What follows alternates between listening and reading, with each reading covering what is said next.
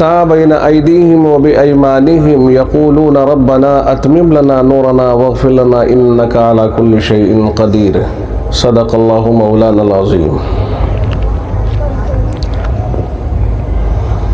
عزیزان ملت، نوجوان ساتھیوں، بھائی تیز نہ کرو، اب اس میں جو گونج سی بن گئی نا، اسے واپس لاؤ، جہاں سے شروع تھی آواز وہیں لاؤ۔ میں باہر آواز سن رہا تھا، اسی گونج کی وجہ سے باہر الفاظ سمجھ میں نہیں آ رہے تھے۔ جب آدمی باہر کے لیے مائک لگاتا ہے اوپر، تو اس کا مطلب یہی تو ہے نا کہ وہ سنوانا چاہتا ہے، اور وہ مقصد حاصل نہ ہو تو پھر شور مچانے سے کیا فائدہ۔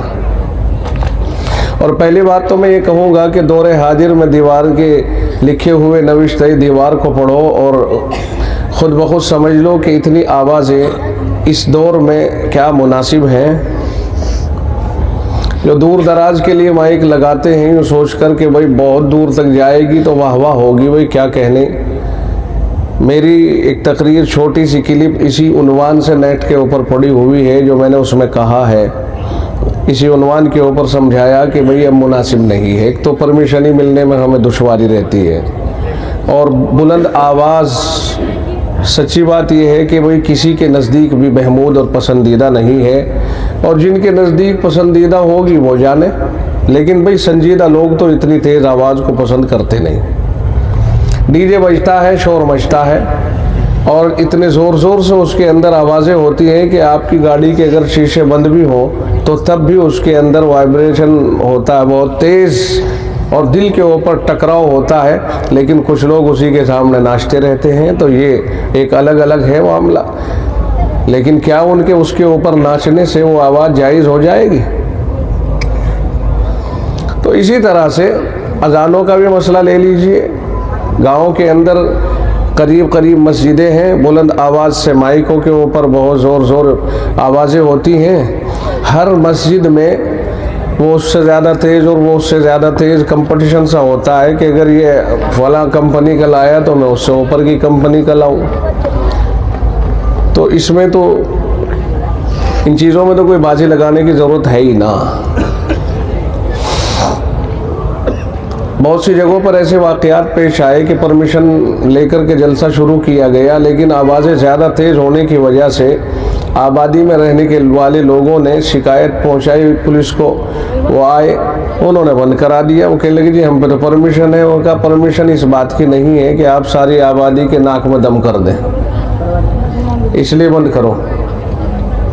بجنور میں نورپور ایک جگہ ہے، وہاں میرا بیان ابھی شروع ہی ہوا تھا، چونکہ اس سے پہلے بہت آوازیں تھی، اور ہمیں بھی محسوس ہو رہا تھا کہ یار زیادہ ہے، دور تک زیادہ جا رہی۔ کسی شہر میں اس طرح سے سب طرح کے لوگ رہتے ہیں، سب آپ کے ہم خیال تو رہتے نہیں، اس لیے اتنی آوازیں بہتر نہیں ہے۔ تو بس وہ آ گئے، اور آنے کے بعد میں سختی کے ساتھ میں کہا بھائی نہیں، بالکل نہیں چلے گی، بند کرو۔ تو مجبور ہوئے بند کرنے پر۔ آخر اپنا وہ اٹھا کر کے پھر اپنے اس میں لے گئے مدرسے میں، اور اندر اس کے کم آواز سے بات چیت ہوئی۔ کہنے کا منشا یہ ہے کہ بہت زیادہ بلند آوازیں، اور رات کا وقت ہو خاص طور سے، چلو دن ہے تو دن میں تو کوئی ایسی بڑی بات نہیں، لیکن رات کا وقت ہو، کہیں سے کہیں تک جاتی ہے، بیمار بھی ہوتے ہیں، مہمان بھی ہوتے ہیں، سبھی طرح کے لوگ ہیں۔ تو یہ تو میں محبت کے ساتھ میں ایک ویسے ہی بطور مشورے کے بعد بن مانگے مشورہ دینا ویسے مفید تو ہے نہیں، لیکن پھر بھی دے دینا چاہیے اگر کہیں ضرورت محسوس ہو تو، کیا دقت ہے۔ اسی طرح مائک والوں سے بھی کہوں گا، مائک ان کا بہت شاندار ہے، دعائیں میرے دل سے اللہ تعالیٰ اس مائک کی عمر دراز کرے، اس مائک کے چلانے والوں کو اللہ صحت و عافیت سے رکھے، اور اسے زیادہ سے زیادہ قبول فرمائے، زیادہ سے زیادہ آرڈر ان کے پاس آئے۔ ہے کہاں کا؟ پٹور کا ہی ہے، تو پھر تو ہے، پھر تو کوئی نہیں، اپنا ہی ہے، پھر تو اپنا ہی ہے بھائی۔ ماشاءاللہ کیا کہنے۔ ہاں مائک بہت بڑھیا۔ بس یہ ہے کہ جب مائک چلائیں تو اس کا خیال رکھا کریں کہ کبھی کبھی تلاوت کرتے وقت تلاوت کرنے والے جو قاری صاحب ہیں ان کی آواز میں بہت زیادہ گونج اور ایکو ہو جاتی ہے، اور وہ اتنی تیز ہو جاتی ہے کہ ریڈیو کے پرلی طرف جو آواز قاری کی اصل آواز ہے وہ تو اس کے اندر چھپ گئی، اور جو اس کے اندر سے پھولجڑی سی چھٹ رہی ہے آواز کی، وہ گونج اور وہ جھنجھناہٹ آواز کی وہ چاروں طرف پھیلنے لگ گئی، تو جو اصل قرآن کریم کی لذت تھی وہ ختم ہو جاتی ہے۔ قرآن کریم کے پڑھنے کے وقت تو آواز اتنی شاندار اور اتنی صاف ستھری ہو کہ اس کے آس پاس یعنی جتنی مائک میں خوبیاں ہو سکتی ہیں وہ ساری خوبیاں قرآن کریم کی تلاوت کے وقت استعمال کر دینی چاہیے۔ اس کا مطلب خوبیوں کا یہ نہیں کہ اس کی کو بڑھا کے آوازوں میں آوازیں ٹکرائیں، جھنجھناٹ، وہی میں منع کر رہا ہوں کہ آواز بالکل صاف ستھری جائے، ایک ایک حرف مکمل سمجھ میں آئے۔ اس تیز آواز اور اس کی گونج کو کوئی مستحسن نہیں سمجھا جاتا ہے، اور اگر کوئی پڑھنے والا ہی اسے بھی نکال کے اور یہاں لگا کے پڑھنے لگ گئے تو بھئی یہ تو سب ہو جانا ہے، وہ کیوں پڑھ رہا ہے، وہ کیا سمجھ کے پڑھ رہا ہے۔ جیسے ابھی مولانا فرما رہے تھے انما الاعمال بالنیات، پہ سارے اعمال کا دار و مدار نیتوں پہ ہی ہے، تو کیا پتہ کیا نیت ہے اس کی۔ میں تو عام طور سے شعراء صاحب کو بھی کہتا ہوں، وہ قاری فیصل صاحب تشریف فرما میرے بہت محبوب ہیں، اور ابھی آپ کے سامنے بڑے ہونہار شاعر شاندار شعر و شاعری کر رہے تھے، اچھے الفاظ میں، اچھے انداز میں، تو یہ حضرات بھی اسے مائک کو یہاں نہ لگا کر کے پڑھا کرے، ورنہ یہ پھیپھڑے بول جائیں گے تو کوئی دو آنے کی مدد کرنے والا نہیں ملنے کا۔ گلے کی جو نسیں ہیں جہاں سے آواز بن کے چلتی ہے وہ ختم ہو جائے گی۔ یہ مائک جو ہے نا، مائک کا مارا پانی نہیں مانگتا، چلا جائے تو سیدھا جاوے، بالکل ایک دم اس کا راستہ بڑا کلیئر ہے۔ معلوم نہیں اس بیماری سے کیا بن جائے، گلے کا کینسر بن جائے، پھیپھڑوں میں کوئی پریشانی آ جائے، کوئی ضرورت نہیں ہے اتنی آواز ہو اتنے قریب کرنے کی اسے، کیونکہ اس کے اندر یہ تو ایک مشین ہے، اس کے اندر تو کچھ نہ کچھ ایسا ہوتا ہے جو نقصان پہنچا سکتا ہے۔ بہت نزدیک ہو کر کے پڑھ کے بہت دن تک نہیں چل پائے گا آدمی۔ میں تو مشورہ دیا کرتا ہوں، بہت مشورہ دیتا ہوں میں۔ قاری صاحب ہیں ہمارے، شعر خان ہیں، چونکہ شعر تو شعر ہی ہوتا ہے، دیکھنے میں بھی لگ رہے کہ شعر ہے، ببر شعر بیٹھا ہوا ہے، دیکھو سر پہ کتنی زبردست ٹوپی ہے اور بالکل سیاہ داڑھی ہے اور جم کے بیٹھتے ہیں، ایسا لگتا ہے واقعی کوئی شعر ہے۔ تو انہیں بھی کہوں گا اور کہتا بھی ہوں کہ بھائی تم بھی تھوڑا سا مائک سے پیچھے کو ہٹ کر بول لیا کرو، تمہاری ہمیں بہت ضرورت ہے۔ یہ الگ بات ہے کہ بھئی آپ میں اللہ نے دم بنایا ہے، آپ دمدار آدمی ہیں، بلند آواز ہے آپ کی، لیکن کہیں نہ کہیں جا کے اگر کوئی فرق پڑ گیا اس پہ تو بھی تو ہمارا ہی نقصان ہے، جو کہ تم تو ہماری ہی تو امانت ہو، قوم کی امانت ہو، اور زیادہ دن تک جو چلے تو وہ اچھا لگتا ہے۔ اب جیسے بہت سے لوڈے ہیں یہ بیٹھیں گے ایک دم بائک کے اوپر اور ایک دم اس کا پورا کان ہٹ دے، وہ پہلے ہی گیئر میں اڑنے کو تیار، اب دوسرا گیئر اس کا تقریباً 40-50 کی اسپیڈ ہونے کے بعد لگتا ہے اس، تو وہ بھی تو مشینری کے ساتھ میں ظلم و زیادتی ہے نا۔ جب ظلم کریں گے تو زیادہ دن تک تو ظلم چلتا نہیں، چاہے حکومت کرے، آپس میں کرے یا کوئی بھی کرے، ظلم کی زیادہ عمر نہیں ہوا کرتی، ظلم تو بہت جلدی زیر زمین جاتا ہے۔ تھوڑے سے دن کی بہار آئے آدمی کے اوپر، وہ سمجھنے لگے کہ میں سب کچھ ہوں، سب کچھ کوئی نہیں ہے، کوئی اور ہی ہے سب کچھ، ساری خدائی اللہ نے اپنے لیے رکھی ہے، کسی کو نہ دی، اور اس میں نہ کسی کو شریک اور نہ کسی کو ساجی اور نہ کسی کو مشیر بنایا ہے اس نے۔ کل شیء ہالک الا وجہہ، سب چیز ہلاک ہو جائیں گی سوائے خدا کے۔ کل من علیہا فان ویبقى وجہ ربک ذو الجلال والاکرام، سب فنا ہو جائیں گے، بس تیرا رب ذو الجلال والاکرام ہی باقی رہے گا، سب ختم، خدا کے خدائی باقی ہے۔ اس لیے بس ان بڑائیوں کو تو خدا کے اوپر ہی چھوڑ دینا چاہیے کہ خدا تو ہی بڑا، تو ہی بے عیب، اور تو ہی سب چیزوں کے اوپر قادر قیوم ہے، تیرے مقابلے پر کوئی نہیں۔ اس لیے بھلا جو آدمی اپنے باپ کی پشت سے نکل کے اپنی ماں کے پیٹ میں رحم میں پہنچا، اور پھر وہ وہاں پر گمنامی کی زندگی، اللہ نے اس کو گمنامی میں پیدا کیا، تین اندھیروں کے اندر اس کو بنا دیا، اور کیسا بنایا خدا جانے، یخلق ما یشاء، جو چاہے پیدا کرے، اس کی مرضی ہے، وہ کسی کا کان بڑا کر دے، کان چھوٹا کر دے، کسی کی ناک کو سونڈ لگا دے، کسی کے پیر کیسے کر دے، کسی کے پھرے ہوئے پیر کر دے اور کسی کا کچھ کر دے، اس کا تھوڑا ہے، کسی کا یہی آنکھ لگا دے، وہ اس کی اپنی مرضی، یخلق ما یشاء، کون اس سے پوچھنے والا ہے؟ تو اللہ تعالیٰ نے پھر اسے اپنی قدرت سے باہر نکال دیا، 3 اندھیروں سے باہر نکال دیا، پھر وہ نیچے پڑا ہے، زمین پہ پڑا کہ چارپائی پہ پڑا، پیشاب کر رکھا کہ پاخانہ کر رکھا ہے، روتا دھوتا رہتا ہے، بولنے کا اسے پتہ نہیں ہے، اپنی آرزو وہ نہ بتا سکے، اپنی پریشانی کو وہ نہ بتا سکے، اور جہاں ذرا بڑا ہوا اللہ نے طاقت دی تو وہ اللہ ہی کا مقابلہ کرنے لگے۔ یہ کون سی عقل مندی ہے؟ کیا بھول گیا اپنی اصلیت کو؟ کیا بھول گیا کہ ایک ناپاک پانی سے پیدا ہوا تھا، اگر وہ کپڑے پہ لگ جائے تو کپڑا پاک ناپاک، اور انسان کے جسم پہ لگ جائے تو گھن کی جائے اس سے، اتنی گندگی سے اس نے انسان کو پیدا کیا ہے، اور پھر اس گندگی سے پیدا کرنے کے ساتھ ساتھ اللہ نے اس کی زبان کو، منہ کو محفوظ رکھا ہے، جو اس کی غذا جا گئی ہے پیٹ میں وہ ناف کے رستے سے گئی، اللہ نے منہ کو محفوظ رکھا۔ بڑا ہوا، جوان ہوا تو بجائے اس کے کہ وہ اللہ کی بندگی کرتا، اللہ کی اطاعت اور فرما برداری کرتا، آ گیا مقابلے پر، اب کہتا کوئی چیز نہیں ہے، جو ہم کہیں گے وہ ہوگا، جو ہم کریں گے وہ ہوگا، ہمارا فیصلہ آخری فیصلہ ہے۔ کمال یہ ہے کہ آج کے دور میں بھی بہت سے لوگ ہیں ایسے، حکومتیں بنتی ہیں لوگوں کی بھیک پر، لوگوں سے بھیک مانگتے ہیں دونوں ہاتھوں کو جوڑ کر، ہر وقت نیتاؤں کا یہ عالم رہتا ہے، بس یہ رہتا ہے، یہ رہتا ہے، یہ رہتا ہے، سوائے اس کے اور کچھ تو نہیں، آپ سامنے آ گئے بس یہ ہے، ان کے تو جسم کا ایک طرح سے ٹرینڈ بن جاتا ہے کہ بس جو بھی آیا اس کو بھیک مانگ کر نیتا بنا، بھیک مانگ کر کرسی اقتدار پہ پہنچا، بھیک مانگ کر کے وہ ودھایک بنا، بھیک مانگ کر کے وہ سنسد بنا، بھیک مانگ کے پردھان بنا۔ اور دماغ کی خرابی کا یہ عالم ہے پھر کہ قوم کو بھول جاتے ہیں، پتہ نہیں کہ ہمیں بھیک کس نے دی تھی۔ ایک بھیکاری بھیک مانگ کر کے اور ایک ذمہ دار چن دیا گیا ہے تو بھیکاری ہی، بھیکاریوں کو دن لگ گئے، بھیکاریوں کے دماغ خراب ہو گئے۔ یہ سوچنے کی بات ہے، جتنی تواضع آئے گی اتنا ہی بہتر ہوگا۔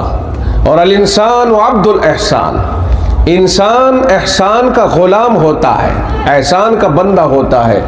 جس میں انسانیت ہوتی ہے وہ اپنے احسان کرنے والے کو کبھی نہیں بھولتا ہے، ہمیشہ وہ احسان کرنے والے کا احسان مند رہتا ہے، اور جو احسان مند نہ رہے وہ کمینہ ہے۔ کمینہ جب شکار کرتا ہے اپنے محسن پہ وار کرتا ہے۔ بھیک مانگ کر عہدے حاصل کرنے کے بعد اسی عوام پہ اگر کوئی وار کرتا ہے تو اسے کیا کہیں گے آپ؟ انسانیت سے خالی، انسانیت کا دشمن یہ انسان ہے، انسانیت سے بھرا ہوا پورا ملک ہے۔ ہم سب کی ذمہ داری ہے کہ پیار و محبت کو پھیلائیں اور عام کریں، کسی کی شان میں کوئی بدتمیزی نہ ہو، کوئی گستاخی نہ ہو، کسی کے ساتھ کوئی زیادتی نہ ہو، ہر ایک کے ساتھ روا روی رکھیں۔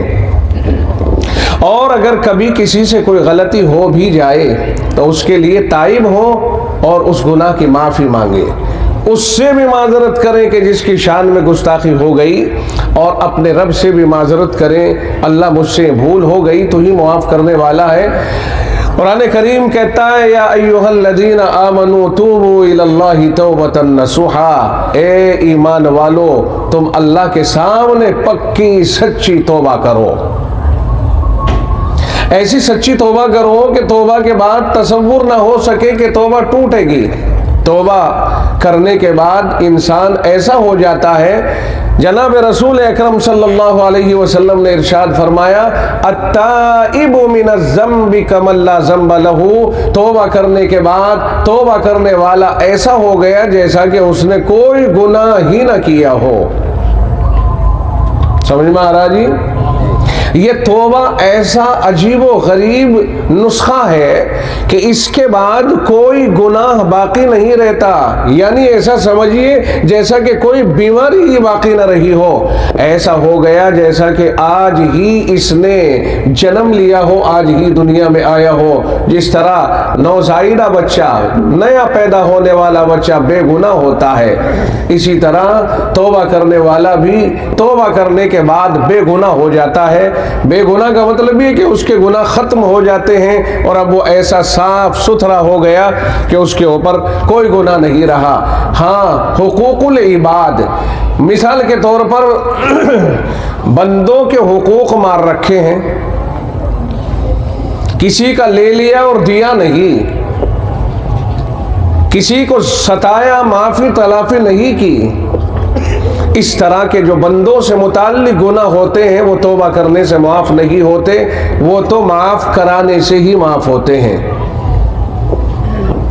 بیاج کھانے والا بہت گہرائیوں میں اتر جاتا ہے, اس لیے کہ اس نے تو نہ جانے کتنوں کے مال کھا رکھے ہیں اور اسے یہی پتہ نہیں ہے کہ کسی بیچارے کی کیا پوزیشن ہے. اس کا کام تو یہ ہے کہ وہ تو بس دنیا کو لوٹنے میں لگا ہوا ہے, تو کھسوٹا ہے, لٹیرا ہے, بھیڑیا ہے. بلکہ اس سے بڑھ کر کے کچھ کہا جائے تو وہ ہے تو بچھو ہے, اس سے بھی پرے ہے. جس آدمی کو صرف اپنی اپنی پڑی ہو اور معاشرے کے ساتھ وہ ناانصاف ہو, سخت دل ہو, قساوت قلبی کا شکار ہو, دوسروں کو لوٹ لے سو لوٹ لے, اپنا گھر بھرنا چاہیے دوسروں پہ کیا گزر رہی ہے اس سے کوئی پرواہ نہیں ہے. جس آدمی کی یہ خصلت ہوتی ہے وہ آدمی اعلیٰ درجے کا درندہ ہوتا ہے, معاشرے کا درندہ ہوتا ہے. اس کے اندر معاشرے کی کوئی تمیز نہیں ہے. بیاج لینے والے, بیاج کھانے والے, بیاج پر کاروبار کرنے والے, بیاج پیسہ بانٹنے والے بیاج پر, یہ خدا کے دشمن ہے, خدا کے سخت دشمن ہے. توبہ کرنا بہت ضروری ہے. جناب رسول اکرم صلی اللہ علیہ وسلم نے سود کھانے والوں کے اوپر بہت زیادہ بہت سخت گناہ فرمایا ہے. فرمایا جو آدمی ادنا درجے کا 1 درہم کے برابر بھی سود کھائے وہ اپنی سگی ماں سے زنا کرنے سے زیادہ بڑا گناہ کرتا ہے. سگی ماں, جس ماں سے اس نے جنم لیا, اگر اس کے ساتھ ہی وہ منہ کالا کرے تو کس قدر زیادتی ہوگی. فرمایا جتنا گناہ اس پر ہوتا ہے اس سے کم گناہ اس پر نہیں ہوتا کہ جو آدمی ادنا سا درجے کا سود کھا لے. قرآن کریم میں ایسے لوگوں کے لیے فرمایا فَإِن لَمْ تَفْعَلُوا فَأَذَنُوا بِحَرْبٍ مِّنَ اللَّهِ وَرَسُولِهِ. اگر سود خوری سے باز نہیں آتے تو پھر تیار رہیں, چیلنج قبول کریں اللہ اور اس کے رسول سے جنگ کرنے کا. اللہ اور اس کے رسول سے جنگ کے لیے تیار ہو جائیں. کیا کوئی اللہ سے جنگ کر سکتا ہے؟ اس کا مطلب یہ ہوا کہ سخت ناراض ہے اللہ تعالیٰ ایسے شخص کے اوپر کہ جو سود خور ہوتا ہے, جو بیاج خور ہوتا ہے, لوگوں کی مدد کرنے سے بچتا ہے اور لوگوں کا خون چوستا ہے, لوگوں کی مجبوریوں سے فائدہ اٹھاتا ہے. انسان ہے تو انسانیت کا مظاہرہ کرے, اور اگر کوئی انسانوں کے اوپر اتنا شکنجہ کسے اور ان کی مجبوریوں سے فائدہ اٹھائے تو سمجھ لو اس میں انسانیت نہیں ہے, وہ درندہ ہے اور وہ حیوان ہے. سود خور معاشرے کا سب سے گرا ہوا انسان ہوتا ہے. دنیا میں اگر کسی کو گرا ہوا انسان دیکھنا ہے کلمہ پڑھنے والوں میں, اور غیر کلمہ پڑھنے والے بھی ہوں, شرک سے ادھر ہوں, شرک تو بہرحال سب سے بری چیز ہے. شرک کرنے والے کو تو اللہ نے اعلان کر دیا کہ اسے تو ہم بخشیں گے ہی نہیں, کوئی صورت ہی نہیں نکلے گی اس کی بخشش کی, تو اللہ نے دروازے مکمل بند کر دیے. اور جو مشرک نہیں ہے اس کے علاوہ آپ ادھر دیکھیے کہ کوئی مسلمان ہے, کسی غیر مسلم کو بھی سود کا کاروبار کرنے کی شریعت تو اجازت نہیں دیتی. اگر کوئی مسلم ملک ہو, اسلامی ملک ہو, اور وہاں کوئی غیر مسلم رہتا ہو اور وہ چاہے کہ میں کاروبار کر لوں سود کا، اس کے لیے بھی اجازت نہیں ہے۔ سود تو اللہ نے عالمی وبا کے طور پر پیش کیا ہے کہ پورے عالم کی وبا ہے، اس میں جو پھنس گیا وہی مصیبت میں پڑ گیا۔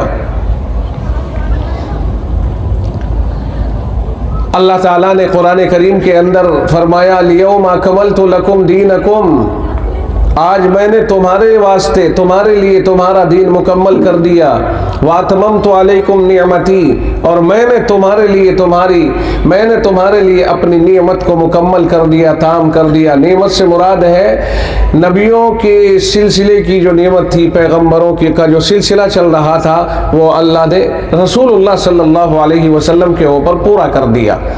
وَرَضِيتُ لَكُمُ الْإِسْلَامَ دِينًا، اللہ نے فرمایا میں نے تمہارے لیے دین اسلام کو پسند کر لیا ہے۔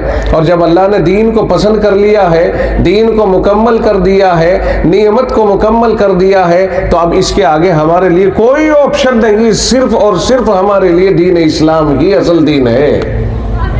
یعنی پوری دنیا کے لیے دین اسلام ہی اصل دین ہے۔ اس میں اللہ نے بہت اطمینان اور سکون رکھا ہے، بڑا پیار رکھا ہے، بڑا ایک دوسرے کا احترام رکھا ہے۔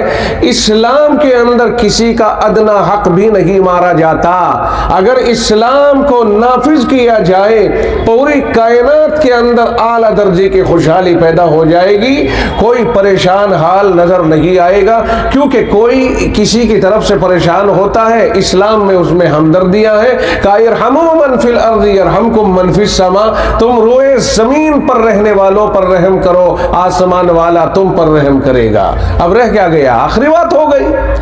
ہماری ذمہ داری ہے دنیا میں رحم تقسیم کرنا، محبتیں تقسیم کرنا، پیار تقسیم کرنا، وہاں مسلم اور غیر مسلم کا کوئی فرق نہیں ہے۔ ہمارے سامنے تو انسان ہے، اصل انسانیت پر رحم کرنا، انسانیت کو زندہ رکھنا، انسانیت کی اقدار کو بچا کے چلنا، انسانوں میں بھائی چارہ پیدا کرنا اور پیار و محبت پیدا کرنا، یہ اسلام کا درس ہے، اسلام کا سبق ہے۔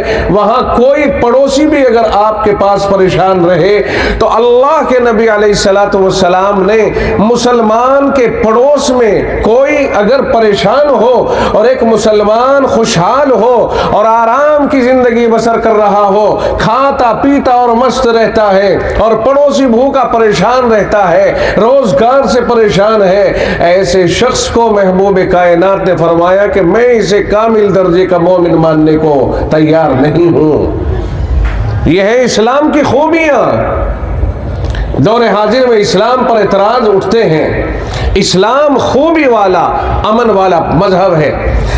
قرآن کریم کی وہ آیت جو میں نے بتائی آپ کو، یہ جو الیوم اکملت لکم واتممت علیکم نعمتی والی نازل ہوئی، الیوم اکملت لکم دینکم، اس میں اللہ نے فرمایا کہ آج میں نے تمہارے لیے تمہارا دین مکمل کر دیا ہے۔ ذرا ٹھنڈے انداز میں سنیے اور بہت پیار سے سنیے۔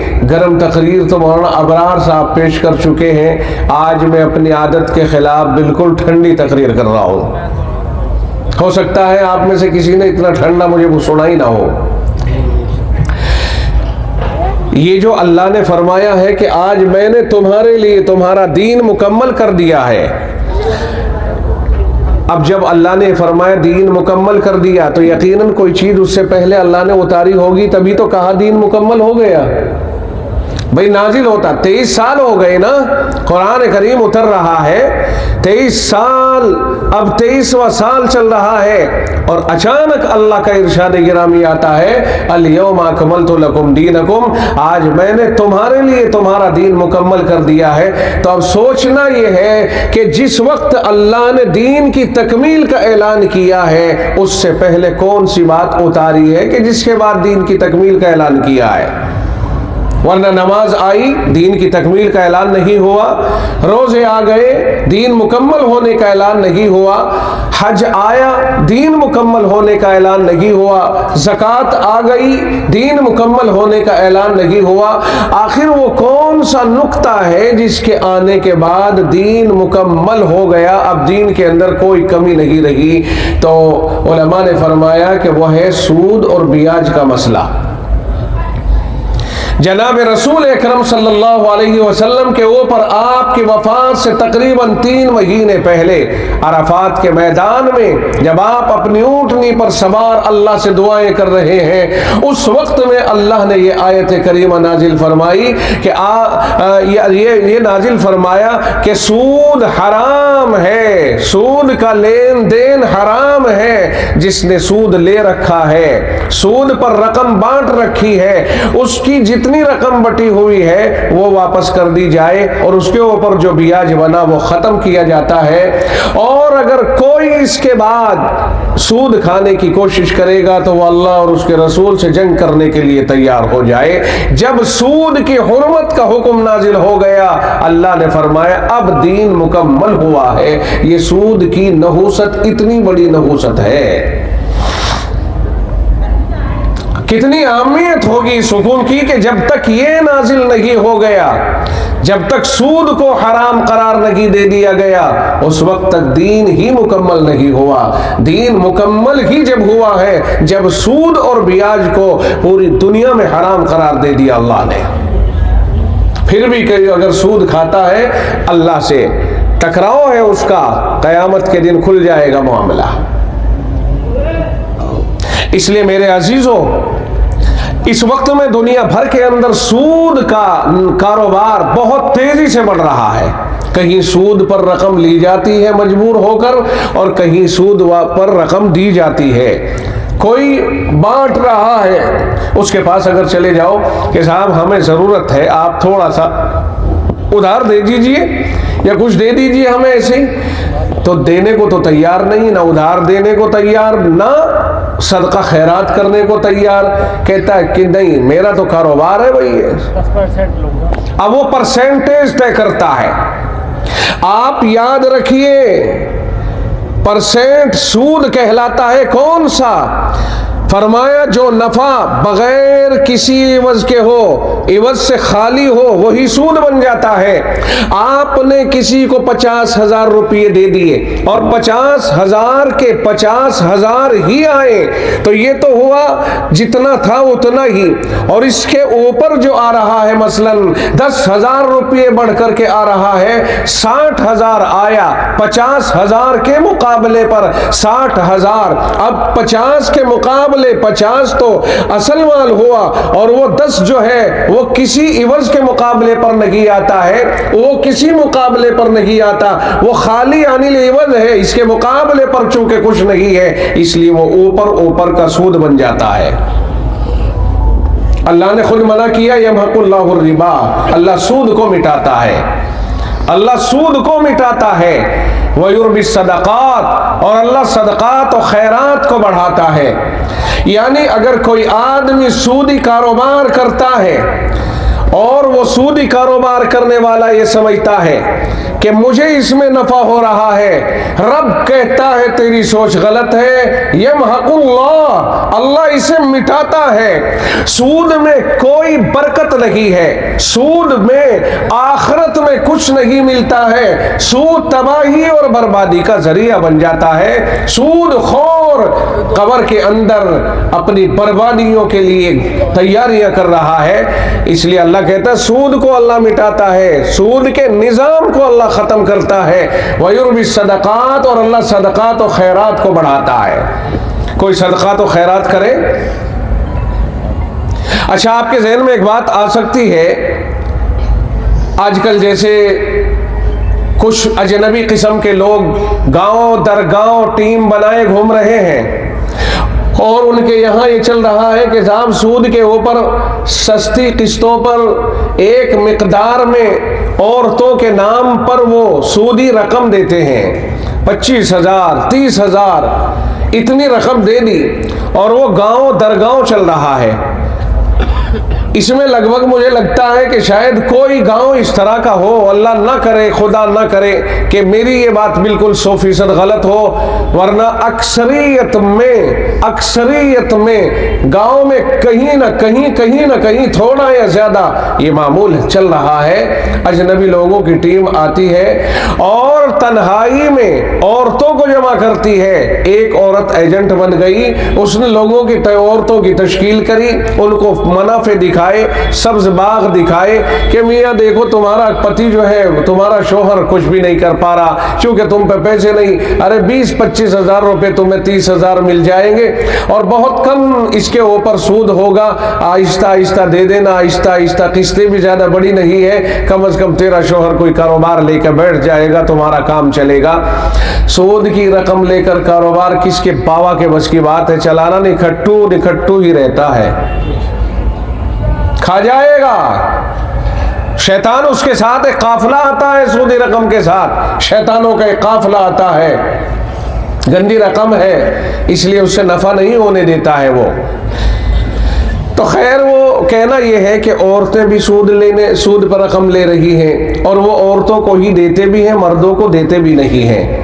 اگر کوئی چاہے کہ مرد آئے اس محفل میں تو قبول بھی نہیں ہے انہیں, بس عورت ہی ایجنٹ ہے, عورت ہی لین دین کرنے والی ہے, اس کے بعد میں قسطیں لین دین ہوتی ہیں. پھر یاد رکھیے کڑوی حقیقت ہے, اگر وہ قسطیں پورے طور پر ادا ہو جائیں تو ٹھیک ہے فبیہا, ورنہ تو اگر قسطیں ادا نہیں ہوتی ہیں تو وہ اس کے اوپر دباؤ بناتے ہیں, اور پھر بھی اگر ادا نہیں ہوتی ہے تو پھر آخری درجے کا دباؤ بنانے کی کوشش کی جاتی ہے. کہیں وہ اس دباؤ میں کامیاب ہو جاتے ہیں, کہیں کامیاب نہیں ہوتے ہیں, کیونکہ آگے نظر آ رہا ہے کہ اگر تیرے 25-30 ہزار روپے معاف ہو جائیں تو کیا حرج ہے, 1-2 رات اگر تنہائی میں گزار لی جائیں تو کیا دقت ہے, 25-30 ہزار کا فائدہ ہو رہا گھر بیٹھے. کسی کے دماغ میں یہ بات آ جاتی ہے اور اس طرح کے کمپرومائز بھی ثابت ہیں. اب اندازہ لگائیے کہ نوبت کہاں سے کہاں تک پہنچ رہی ہے. اور معاشرے میں جو لوگ امیر ہیں, یہ کہنا بھی بہت آسان ہے ہم جیسوں کا کہ صاحب بہت غلط ہو رہا ہے, یقیناً غلط ہو رہا ہے, یقیناً غلط ہو رہا ہے. عورتیں جو اس عمل میں مبتلا ہیں ان کے شوہر اور خاندانیوں کو اس بارے میں خوب سوچنا پڑے گا کہ یہ ہو کیا رہا ہے. اس میں کوئی بعید نہیں ہے کہ کس کے ساتھ کیا ہو جائے, اور یقیناً وہ ہماری ہی بہن بیٹی ہوگی, اسے خیر نہ سمجھا جائے, اس لیے کہ وہ محمد الرسول اللہ صلی اللہ علیہ وسلم کی امت ہے, وہ اللہ کی بندی ہے. اس کے ساتھ اگر عزت کے ساتھ کچھ ہو رہا ہے, چھیڑ چھاڑ ہو رہی ہے, تو وہ ہماری غیرتوں کو للکار ہے.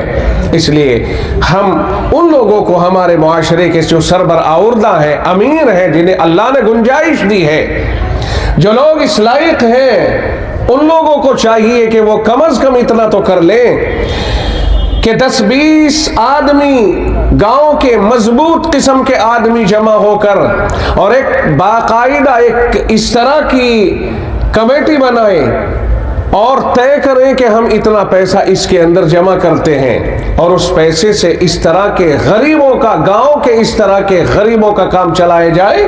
وہ تو سود پر عورتوں کو بانٹ رہے ہیں, لعنت ہو اس طرح کی حرکتوں پر.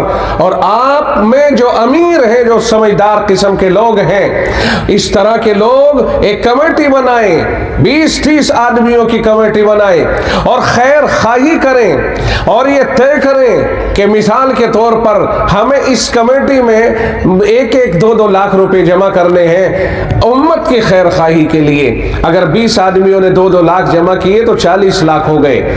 گاؤں میں اگر 100-200 آدمی بھی پریشان حال ہوں گے, اتنوں میں ان کا کام چل جائے گا. اس لیے کہ آپ انہیں دیجئے, مثلاً 25,000 روپے ہم آپ کو دے رہے ہیں, آپ اپنا کام کریں, اور ہر مہینے پھر 1,000 روپے یا 1,500-2,000 روپے آپ اس میں جمع کریں واپس, آپ اپنا کام کریں. تو اس طرح غریبوں کی مسیحائی ہوگی, اور اس طرح غریبوں کی پشت پناہی ہوگی, اور اس طرح غریبوں کے ساتھ ہمدردی ہوگی. اور یہ جو سود پر رقم لینے کی لعنت میں ہماری بچیاں پھنس گئی ہیں, اس طرح کی بچیاں اس طرح کی سودی لعنت سے اور اس طرح کی چیزوں سے بچیں گی, اور گاؤں کا گاؤں خیر اور بھلائی کے کام پر آ جائے گا. اور اس کا فائدہ یہ ہوگا کہ ایک گاؤں میں اگر یہ نظام دکھائی دے گا تو دیگر لوگوں کے یہاں بھی اس کی تحریک چلے گی, اور یہ جو وبا آ رہی ہے اس وبا کا مقابلہ کیا جا سکتا ہے. تقریریں کرنا اور یہ بتا دینا کہ یہ غلط ہے, محض اتنا ہی کافی نہیں جب تک اس کا توڑ نہ پیش کر دیا جائے. भाई परेशान हाल परेशानी में इस अमल को कर रहा है। बनी इसराइल के वाक़ियात है, बुखारी शरीफ जैसी किताबों में वाक़ियात मौजूद हैं कि एक औरत चली है, बन ठन करके चली है, साफ सुथरे कपड़े पहन के चली है। क्यों चली है? कि उसके घर में कुछ भी खाने को नहीं, उसके घर में कुछ भी नहीं, बच्चे बिलबिला रहे हैं, बच्चों की बिलबिलाहट देखी नहीं जा रही, इसलिए वो चली है किसी अमीर के पास। और वहां जाने के बाद उससे बातचीत हुई, उसने यूं कहा कि मैं तुम्हें तुम्हारी जरूरत पूरी करूं, तुम मेरी जरूरत पूरी करो। चुनांचे औरत ने इसके ऊपर हाँ कर लिया। हाँ करने के बाद उसने उसको रकम तय कर दी, मैं तुझे इतनी रकम दे देता हूं।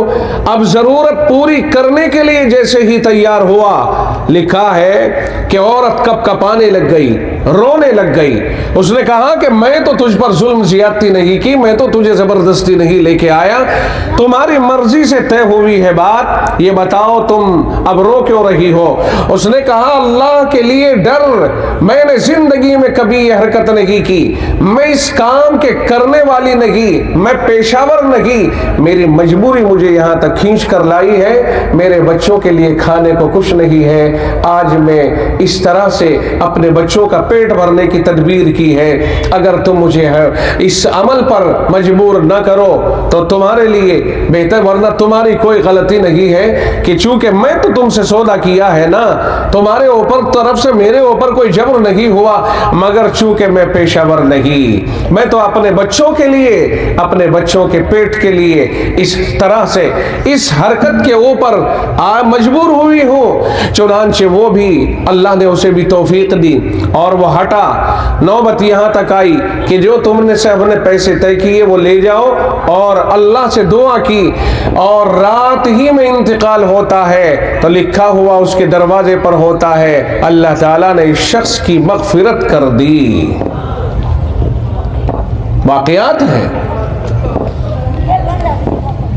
माशरे के समझदार किस्म के और अमीर किस्म के लोगों को इस पर हमदर्दाना गौर करना होगा।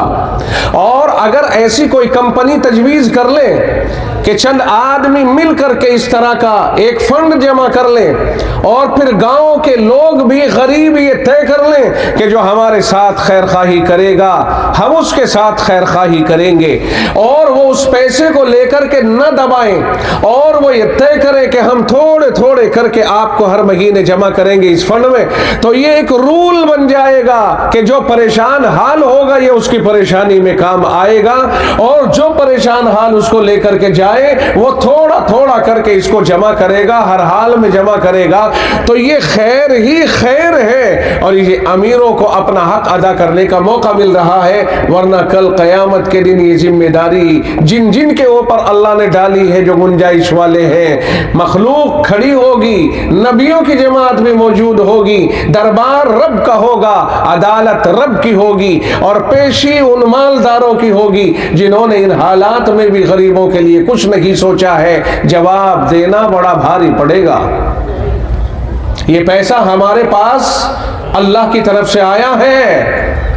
माँ के पेट से सब नंगे पैदा हुए, बाद में चल कर के अल्लाह ताला ने अपनी हिकमत से किसी को अमीर और किसी को गरीब बना दिया।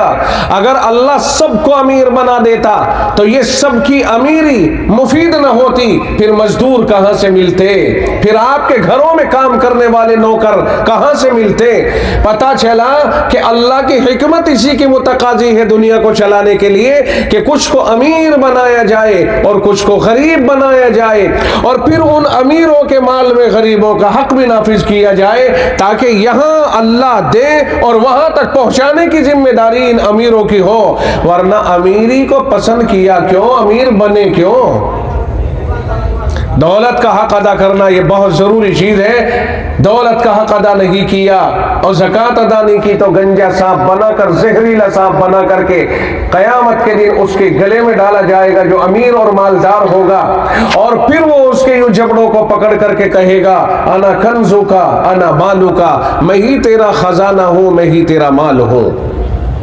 یہ مال کوئی ایسی چیز نہیں ہے، یہ اچھی چیز بھی ہے اور بری چیز بھی ہے۔ اگر اس کا حق ادا کر دیا جائے تو اچھی چیز ہے، اور حق ادا نہ کیا جائے تو بری چیز ہے، پھر یہ جہنم میں کھینچتا ہے، اپنے مال والے کو جہنم میں کھینچتا ہے۔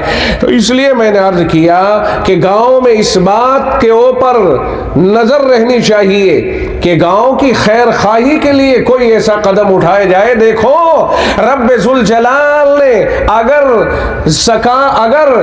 سود کو ختم کیا، سودی نظام کو ختم کرنے کی بات کی ہے تو اللہ نے اس کا بدل بھی پیش کیا ہے، ورنہ ان کمزور قسم کے لوگوں کو جن کا کام کبھی کبھی سود سے چل جاتا ہے، بظاہر انہیں یہ اشکال ہوگا کہ لو صاحب ہم کسی سے 2-4 روپے سینکڑا کے اوپر اور کسی سے اپنا کام چلانے کے لیے رقم لے لیا کرتے تھے، اب انہوں نے مولویوں نے تقریر کر دی، اللہ نے یہ اتار دیا، اب بتائیے ہمارا کام چلنے کے لیے کوئی رستہ تو ہوگا۔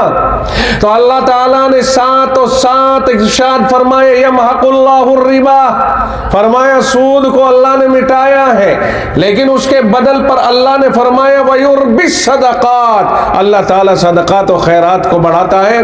یعنی سودی نظام کو ختم کر کے معاشرے میں لوگوں کے دلوں میں یہ داعیہ پیدا کیا گیا ہے، اور حدیثوں سے اور قرآنی آیتوں سے اس کے فضائل پیش کیے گئے ہیں کہ لوگوں ان غریبوں پر خیرات کیا کرو، صدقہ و خیرات کیا کرو، تاکہ غریبی ختم ہو اور لوگوں کے کام چل جائے، لوگوں کی پریشانیاں ٹل جائیں۔ صحابہ کی زندگی اٹھا کے دیکھیے، سود ختم ہوا سو ہوا، چنانچہ ہر ایک صحابی نے مکمل طور پہ جو سود لیتا تھا اس وقت تک جب تک حرام نہیں ہوا تھا مکمل اعلان کر دیا ہم سود نہیں لیں گے، ختم کہانی۔ اور صحابہ ایک دوسرے کی مدد خیرات سے، صدقات سے، امداد سے کیا کرتے تھے، یہاں تک کہ موت کا وقت ہے، اتنا ان کے ذہنوں میں اس بات کو پرو دیا گیا تھا کہ موت کا وقت ہے اور مرنے کے قریب ہے، اگر ان کے منہ میں پانی پیش کیا جا رہا ہے کہ لو پانی، اور حلق سوکھ رہا ہے اور برابر سے کسی کی آہ کی آواز آ گئی تو اپنا منہ بند کر لیا اور سامنے والے کی طرف اشارہ کر دیا کہ یہ پانی اس کے منہ میں ڈالا جائے۔ اس قدر ایک دوسرے کی ہمدردی اور ضرورت پوری کرنے کے جذبات صحابہ کرام کے اندر موجود تھے۔ نوبت یہاں تک پہنچی کہ ایک جنگ میں ایک صحابی یوں سوچ کر کے چلا جنگ یرموک کے اندر کہ میرے چچا کا بیٹا بھی اس جنگ میں شہید ہو گیا یا زخمی ہے، ابھی تو پتہ نہیں چلا، چلو پانی لے کے چلتا ہوں، جنگ ختم ہونے کے بعد ہو سکتا ہے کہیں سسک رہا ہوگا تو پانی منہ میں ڈال دو۔ مل گیا، سسک رہا تھا، انہوں نے اس کے منہ میں پانی لے دینے کی کوشش کی تو آہ کی آواز قریب سے آئی، انہوں نے منہ بند کر لیا، اشارہ کیا انہیں پلاؤ، آگے پہنچے، انہیں پلانے کی تیاری کی تو تیسرے کی آواز آ گئی، انہوں نے بھی بند کر لیا، کہا اس کی ضرورت پوری کرو، وہاں پہنچے تو سانس نکل گیا، واپس لوٹے تو اس کا بھی سانس نکل گیا، اور پہلے والے کے پاس آئے تو یہ بھی خدا سے جا ملا۔ یہ جذبات صحابہ کے اندر تھے کہ بھئی ایک دوسرے کی خیریت معلوم بھی کیا کرو اور ایک دوسرے کی مدد بھی کیا کرو، یہ صحابہ کے اندر تھا۔ تو خیر کل ملا کے عرض یہ کرنے کا منشا ہے کہ ہمارے یہاں خیر خواہی کے جذبات مفقود ہوتے جا رہے، ختم ہوتے جا رہے، اور اگر یہ جذبات واپس لوٹ آئیں تو یہ شکایتیں ختم ہو جائیں گی، سود کے دروازے بند ہو جائیں گے، صدقات و خیرات کا خدا جنت کی شکل میں صلہ اور انعام عطا فرمائے گا۔ اس کے اوپر آنا چاہیے مسلمانوں کو، یہ نہیں سوچنا چاہیے میاں اسے ہم دے دیں، میاں اس کا تو کوئی نہ، سب اللہ کے بندے ہیں، سب اللہ کے رسول کے امتی ہیں، اور ہم تو دیں، یہ نیت کر کے دیں کہ ہم اسے دے رہے ہیں، ہم خدا دے گا، یہ کیوں نہیں سوچتے، اس میں احسان کیوں چڑھا رہے ہیں، اس کی ضرورت پوری کی جائے۔ تو اگر یہ صورتحال بنے، اس کو آپ بھی چرچے میں لائیے، آگے بڑھائیے کہ لوگ گاؤں میں چند لوگ ایسے جمع ہوں کہ جو ایک فنڈ تیار کر کے ایسے لوگوں کی ضرورتیں پوری کریں اور اس کے کھاتے بنا لے باقاعدہ، جیسے بینک سے دیا جاتا ہے نا، ایسے ہی وہاں سے دیے، پورے کھاتے بن جائیں، ان کے آدھار وغیرہ کی فوٹو لے لی جائے اور ان کو بتا دیا جائے کہ آپ کو اتنے مہینے میں اتنے کر کے ادا کرنے ہیں، اگر کرو تو صحیح، نہ جانے آپ اور ہم کیا کیا کرتے ہیں۔ ارے بھائی بھائی کہیں یہ ہو تو صحیح، اگر کوئی نذیر بن جائے، امید ہے من سن سنتا حسنتا فلہ اجرها واجر من عمل بها من غیر ان ينقص من اجورهم شیئا، جو آدمی کوئی بھلا طریقہ ایجاد کرتا ہے، رائج کرتا ہے، اللہ تعالیٰ اس کو بھی ثواب دیتا ہے جس نے رائج کیا، اور جتنے لوگوں نے اس پر عمل کیا ان کو بھی ثواب دیتا ہے، لیکن جتنوں نے عمل کیا ان سب کے برابر ثواب اس کو دیا جاتا ہے جس نے اس طریقے کو جاری کیا ہے۔ کاش کہ کوئی مسلمان خیر خواہ کھڑا ہو جائے اور یہ کہے کہ انشاءاللہ ہم دوستوں کی ایسی کمیٹی تیار کریں گے جو اپنے پاس سے لاکھ 2 لاکھ روپے جمع کر کے اور چند افراد لاکھ 10 20 50 لاکھ روپے جمع کر کے اور ایک اس طرح کا فنڈ مقرر کریں گے، اور یہ اس طرح سے لوگوں کے اندر بٹوارہ شروع کر دیں گے، اور پھر وہ لوگ بھی سوچ لیں جو لیں کہ ہم انشاءاللہ اس کو ایک ایک پائی پیسہ ادا کریں گے تاکہ ہمارے دوسرے بھائیوں کا بھی کام چلتا رہے، ایک ترتیب بن جائے۔ امید ہے کہ اس سے ہماری یہ شکایتیں دور ہو جائیں گی۔ آج جو ہماری بیٹیوں کی کبھی کبھی عزت لٹنے تک کی نوبت آ جاتی ہے، یہ عزتیں ہماری محفوظ ہو جائیں گی۔ آپ یقین کیجئے کہ ایسا بہت سی جگہوں پر ہونے کے ثبوت و شواہد ملے ہیں کہ قسطیں جمع نہیں ہوئی تو اس پر کمپرومائز ہو گیا راتوں کے اوپر۔ یہ شکایتیں ختم ہو جائیں گی اور ختم ہونی چاہیے۔ ہمیں ان جرائم سے توبہ کرنی چاہیے، جن جرائم میں امت مبتلا ہے توبہ کرنی چاہیے تاکہ اللہ کی رحمتیں ہمارے اوپر نازل ہو جائیں، اللہ کی عطا ہمارے اوپر نازل ہو جائے۔ اور اسی کے ساتھ ساتھ ایک بات اور کہتا چلوں، جہاں سود کے اوپر اس سخت نظر سے اللہ تعالیٰ نے فیصلہ کیا ہے، وہیں دوسری طرف جناب رسول اکرم صلی اللہ علیہ وسلم نے ارشاد فرمایا، من عادى لي وليا فقد آذنته بالحرب۔ دنیا میں 2 ہی چیزیں ایسی ہیں کہ جن کے اوپر اعلان جنگ کیا گیا ہے۔ ایک چیز تو سود ہے کہ اگر سود کھانے والے نے سود کھانا نہ چھوڑا تو جنگ کے لیے تیار ہو جائے اللہ اور اس کے رسول سے، اور دوسری طرف اس شخص کو بھی چیلنج کیا گیا ہے۔ اللہ کے نبی صلی اللہ علیہ وسلم نے فرمایا کہ اللہ کہتا ہے، من عادى لي وليا فقد آذنته بالحرب، جس نے میرے ولی کو ستایا، جس نے میرے دوست کو ستایا، میں اس کو جنگ کا چیلنج پیش کرتا ہوں۔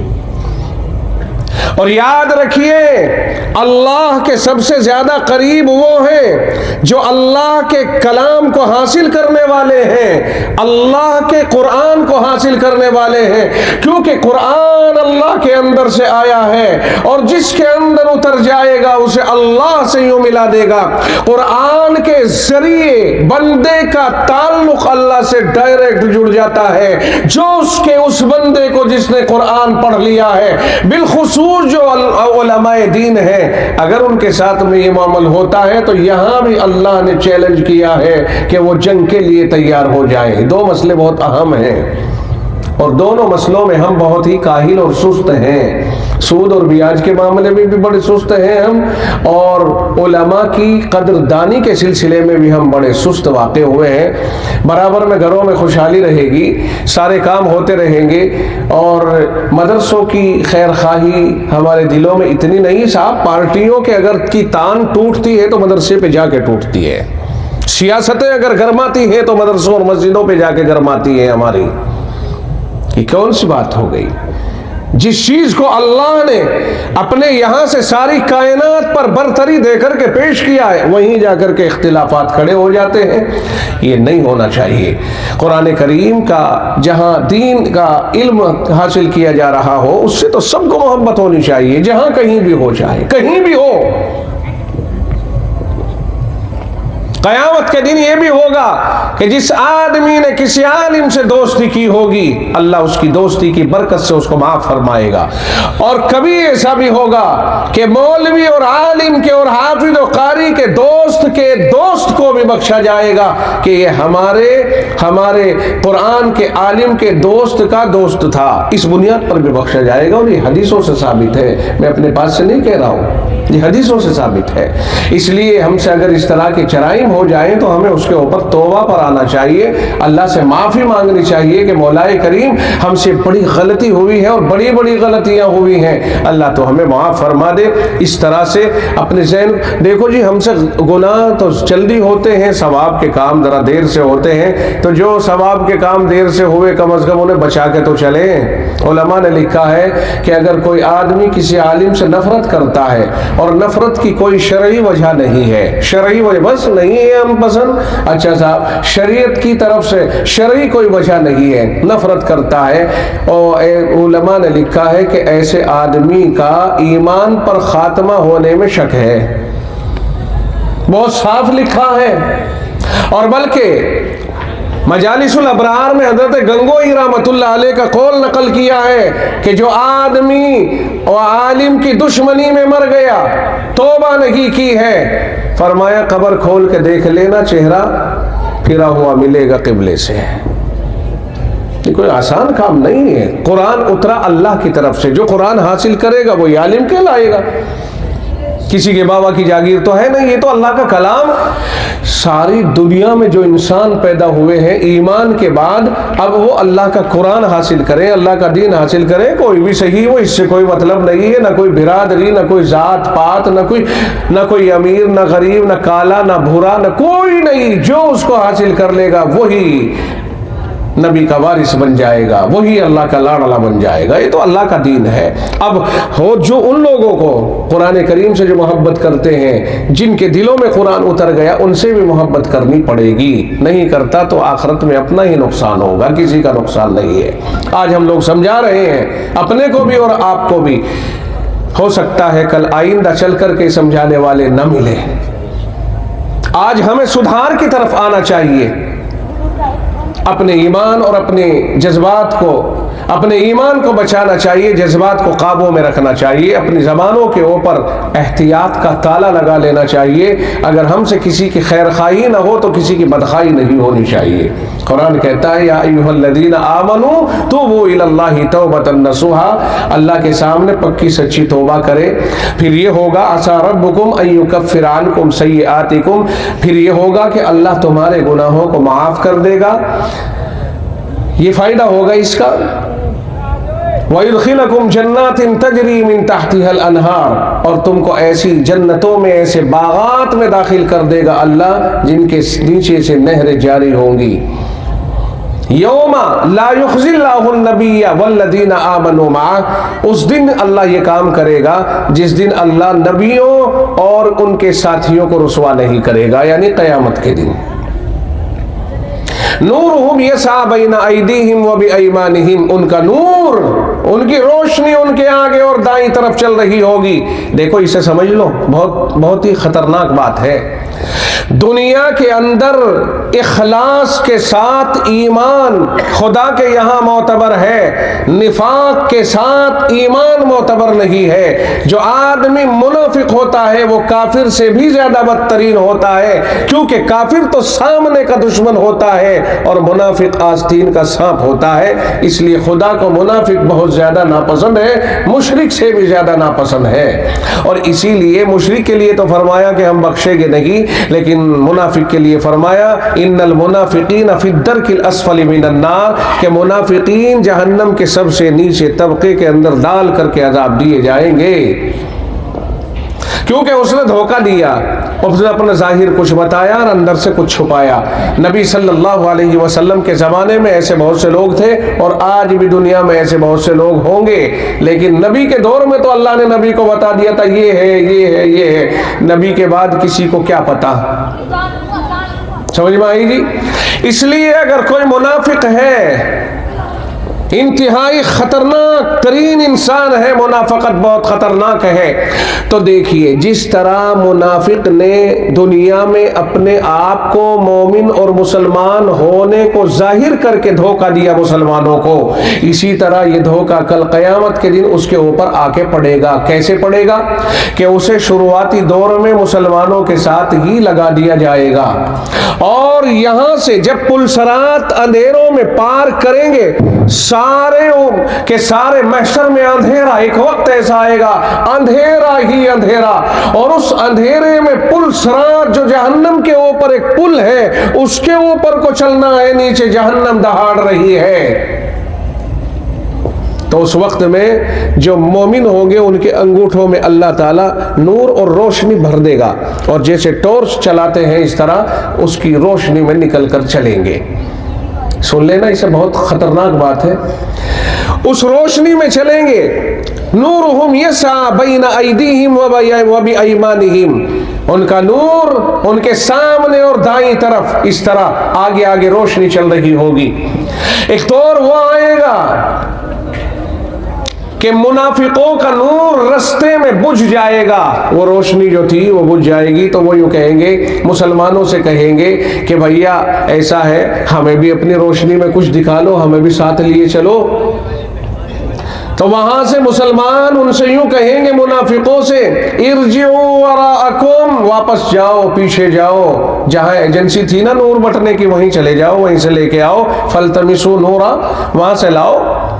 چنانچہ وہ واپس ہوں گے، بڑی تعداد ہوگی ایسے لوگوں کی جن کے انگوٹھوں کی روشنی بجھ جائے گی، وہ بڑی تعداد میں واپس لوٹیں گے۔ اب یہ تو آگے بڑھ کر کے جنت میں پہنچ جائیں گے، واپس لوٹیں گے، ادھر انہیں دھتکار دیا جائے گا کہ نہیں ایک مرتبہ ملتا ہے۔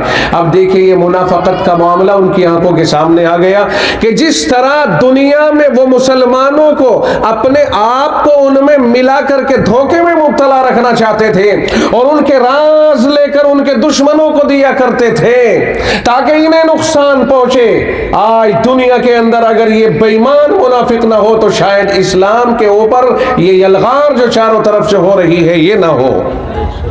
حکومتوں کے اور اقتدار کے اوپر قابض اور کرسی اقتدار پر فائز، ایسا معلوم ہوتا ہے کہ اسی انداز کے منافق ہیں۔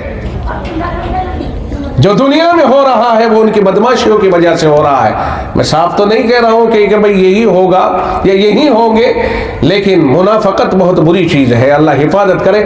تو جب وہ وہاں سے واپس آئیں گے تو جس طرح دنیا میں دھوکہ دے کر مسلمانوں کو اور وہ نقصان پہنچاتے تھے، آج وہ دھوکہ انہی پہ پڑا، چنانچہ شروع میں انہیں مسلمانوں کی طرح اللہ نے اٹھایا اور ان کے ہاتھوں میں بھی نور لگا دیا، رستے میں جا کر نور بجھا، واپس آئے یہاں نہ ملے، پھر واپس گئے تو وہ جنت میں چلے گئے، یہ ادھر پھر دروازے کھٹکھٹا رہے ہیں، نہ اب تمہیں یہاں آنے کی کوئی گنجائش نہیں، کٹ کٹ کر کے جہنم میں گرنے لگ گئے۔ اتنی خطرناک ترین چیز ہے یہ۔ اس لیے اخلاص کے ساتھ، محبت کے ساتھ، اور یہ سب چیزیں انہی مدرسوں میں تو ملتی ہیں بھائی۔ قرآن کہاں پڑھایا جا رہا، آپ سمجھتے ہیں؟ قرآن تو مدرسوں ہی میں پڑھایا جا رہا ہے، کہاں اس کے علاوہ تو نہیں۔ تبلیغ میں دین کا کام ساری دنیا میں ہو رہا ہے، اور تبلیغی احباب ساری دنیا میں دنیا کے کونے کونے پر گھوم گئے، لیکن یہاں آ کر کے وہ بھی عاجز ہو گئے کہ قرآن کا حافظ ان کے پاس نہیں بنتا ہے۔ قرآن کا حافظ مدرسوں ہی میں آ کے بنتا ہے، قرآن کی حفاظت مدرسوں ہی میں ہو رہی ہے۔ اس لیے مدرسوں کو آپ کو محبت کی نگاہ سے تو دیکھنا ہی پڑے گا، چونکہ قرآن وہاں پر محفوظ ہو رہا ہے۔ اور اللہ نے کہا اِنَّا نَحْنُ نَزَّلْنَا الذِّكْرَ وَإِنَّا لَهُ لَحَافِظُونَ، ہم نے ہی قرآن کو اتارا، ہم ہی حفاظت کرنے والے۔ تو حفاظت کہاں ہو رہی ہے؟ مدرسوں میں۔ سمجھ میں آ گیا کہ اللہ تعالیٰ نے مدرسوں پر بھروسہ کیا ہے، اعتماد کیا کہ یہاں حفاظت کے لیے حافظ پیدا ہوتے ہیں۔ اللہ نے جو وعدہ کیا ہے حفاظت کا، حافظ پیدا کر کے اس کی خوب تکمیل ہو رہی ہے۔ تو یہ تو طے کرنا ہوگا کہ ہم ان کی ضروریات بھی پوری کریں، ان کے ساتھ محبت بھی کریں، اور انہیں نفرتوں سے، اپنی نفرتوں اور عداوتوں سے بالکل دور رکھیں، جہاں تک ہو پیار کریں اور اس کا فائدہ اور اس کا لابھ قیامت کے دن حاصل کریں، چونکہ بخشوائیں گے پھر محنت سے۔ جس طرح محنت سے چندہ کرتے ہیں نا، ایک بات بتاؤں میں تمہیں، جب ان کے مدرسوں میں مطبخ کو پریشانی ہوتی ہے اور تنخواہ کی پریشانی ہوتی ہے تو یہ محنت سے چندہ کرتے ہیں لوگوں کی خوشامد کر کر کے، وہ بھائی ذرا سا دیکھیو بچے ہیں چھوٹے چھوٹے، اسی طرح محنت کر کے بخشوائیں گے ڈھونڈ کے۔ اور ہمیں بھی اس کے اوپر فخر ہے کہ قیامت کے دن اگر ہم نے ان کے ساتھ ذرا بھی پیار اور محبت کا معاملہ کیا ہوگا تو ہم آواز دے کے کہیں گے مولانا صاحب ہاں اجی ہم بھی یاد ہیں تمہیں، ارے ہاں تم تو وہی ہو کہ جی ہاں دیکھو جب تم چندہ کر رہے تھے اناج بھی دلوایا تھا، اپنے گھر سے بھی دیا تھا، اور دیکھو جی کولڈ ڈرنک بھی پی آئی تھی، اور بچے تھے آپ کے ساتھ میں، ہم نے کہا جی کھانا کھا لو، آپ تو یہ کہہ رہے تھے کہ نہ کوئی بات نہیں، لیکن ہم نے بچوں کی وجہ سے اصرار کیا، آپ بیٹھے دیکھو جی ہم نے کھانا بھی کھلایا تھا، ایسی ایسی چیزوں کے واسطے دیں گے، ارے یاد آ گیا تو دیکھو جی تمہارا تو کام بن گیا، تمہیں تو اللہ نے کہہ دیا پڑھتا جا چڑھتا جا، جہاں تک تیرا قرآن ختم وہیں تک جنت تیری، ہمارا بھی کچھ سوچ لو، تو اللہ کے سامنے سفارشیں ہوں گی اور اس طرح سے بھی لوگ بخشے جائیں گے۔ اللہ تعالی ہم سب پر رحم فرمائے۔ اچھا جب آخری بات، جب ان کا نور بجھ گیا، کام ختم ہو گیا، مومنین کہتے جائیں گے یقولون ربنا اتمم لنا نورنا، اے اللہ ہمارے نور کو پار لگا دے۔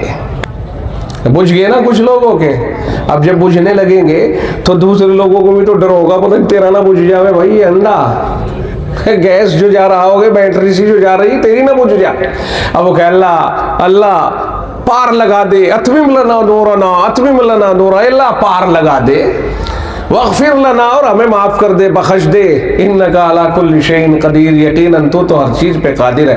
تو جو مومنین ہوں گے، خاص مومنین مخلصین، وہ تو پار لگ جائیں گے، اور جو منافقین ہوں گے ان کے نور بجھ کر اور یہ واپس لوٹ جائیں گے۔ جب ادھر سے جائیں گے تو جنت میں دروازہ بند، دروازہ کٹائیں گے، کوئی نہیں کھولے گا، کٹ کے جہنم میں گر جائیں گے۔ اللہ تعالیٰ حفاظت فرمائے۔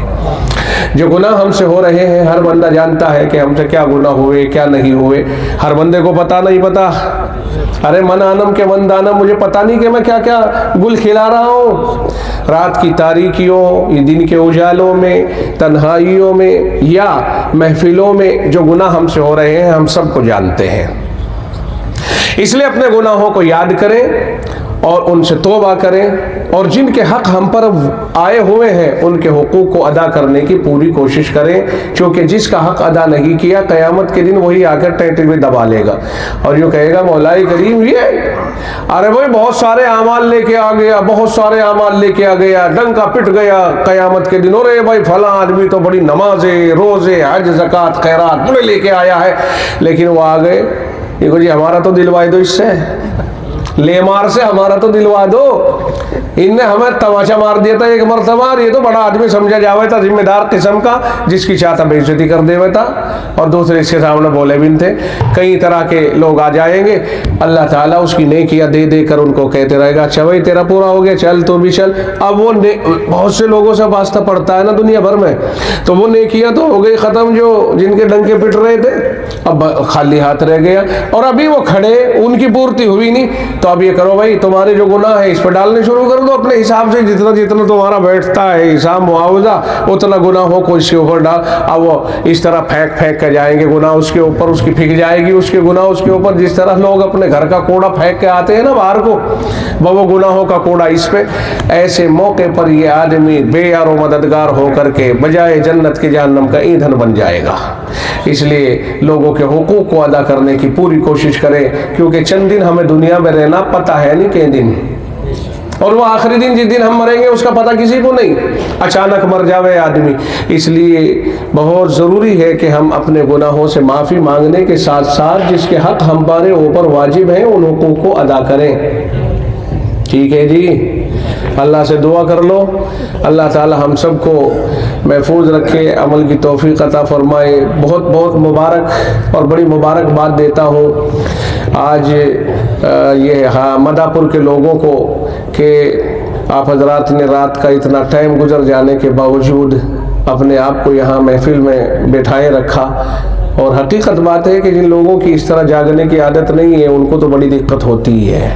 मगर चूँकि मौके रोज़ रोज़ नहीं आते, कभी कभी आते हैं, साल भर में एक बार आते, तो बर्दाश्त करना चाहिए। और थोड़ा सा आइंदा साल हम इनसे कह देंगे कि जो नीचे बिछावा कर रखा है ना, इसे कुर्सियों में तब्दील कर दें, क्योंकि बहुत सारे आपके कपड़े भी बड़े अच्छे अच्छे हैं। अब नीचे बैठेंगे, सोचेंगे यार इसमें से कपड़ों पे मैल भी लग जाएगा। तो इनसे मदरसे वालों से मैं बहुत ही दरख्वास्त करूँगा बड़ी लजाजत के साथ, ये आइंदा अपनी महफिल को कुर्सियों पर बिठाए, चेयरमैन बना दे सबको। दुआ करो अल्लाह सबको चेयरमैन बना दे आइंदा, अल्लाह अमल की तौफीक अता फरमाए। अल्हम्दुलिल्लाहि रब्बिल आलमीन वस्सलातु वस्सलामु अला सय्यिदिल मुरसलीन व अला आलिहि व अस्हाबिहि अजमाइन। रब्बना आतिना फिद दुनिया हसनतन व फिल आखिरति हसनतन व क़िना अज़ाबन्नार या अज़ीज़ु या गफ़्फ़ार। अल्लाहुम्मा आति नुफूसना तक़वाहा व ज़क्किहा अंत खैरु मन ज़क्काहा अंत वलियुहा व मौलाहा। मौलाए करीम हम सब के गुनाहों को माफ़ फरमा, ख़ताओं से दरगुजर फरमा, सियाहकारियों पर पर्दा पोशी फरमा। ए अल्लाह बेसमझ है दीन की समझ अता फरमा, बेसहारा है गैब से मदद फरमा। मौलाए करीम जो बातें कही गई हैं, ए अल्लाह इस महफिल के अंदर अब तक जितनी बातें हुई हैं, मगरिब के बाद से प्रोग्राम चल रहा है, बच्चों की भी बातें हुई हैं, बड़ों की हुई हैं, ए अल्लाह इन सारी बातों को कबूल फरमा। ए अल्लाह जो गलत बात ज़बान से निकल गई हो उसे माफ़ फरमा।